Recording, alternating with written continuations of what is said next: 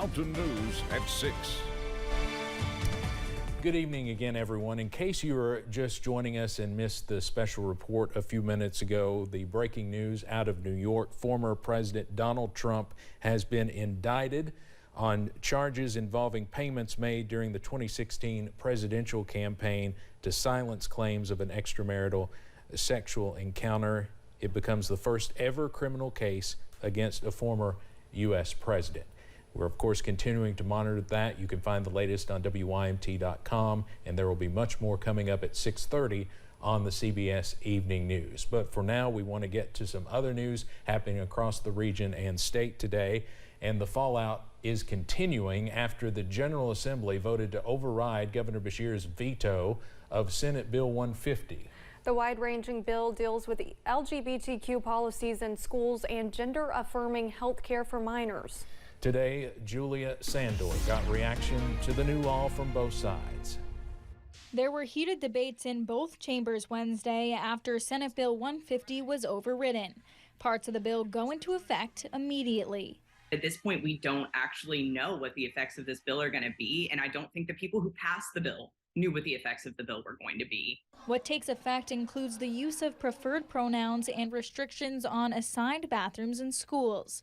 Some people for the bill say it's about protecting children. I'm voting aye because I think parents should know when their children are having identity and mental health challenges, and parents should approve any health or mental health interventions prior to that occurrence.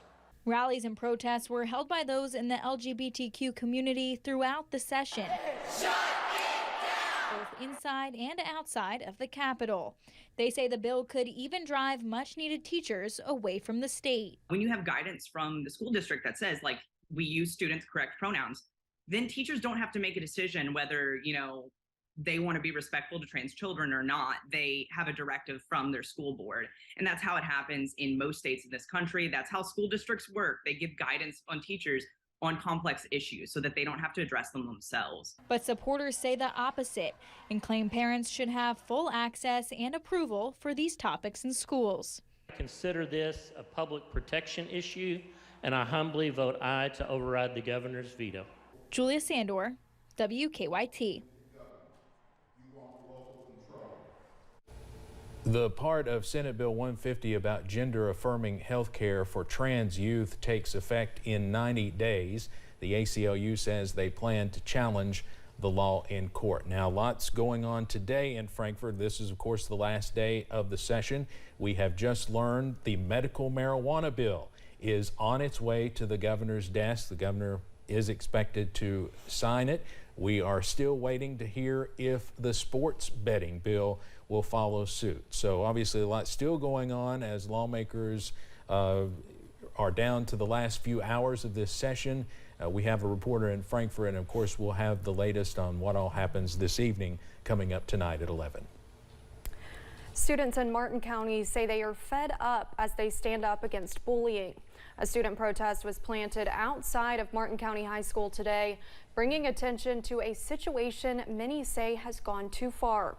Protesters say a student named Heather has been the target of bullies, an issue that has been reported to faculty and staff. Still, they feel the administration has not acted in her best interest. We love you, Heather, and we're going to support you always, no matter what. And we're sorry for what these girls have done to you. If we you knew, deserve, we would have stopped it a whole lot more sooner. The students hope the protest will provide change and bring advocacy to the halls of the school. See more from the protest tonight at 11.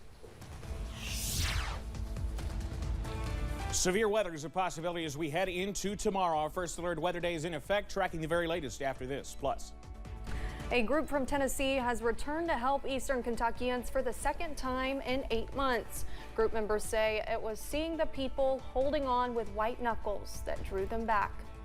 WYMT News app offers alerts on breaking stories as they happen, customized to the categories you choose.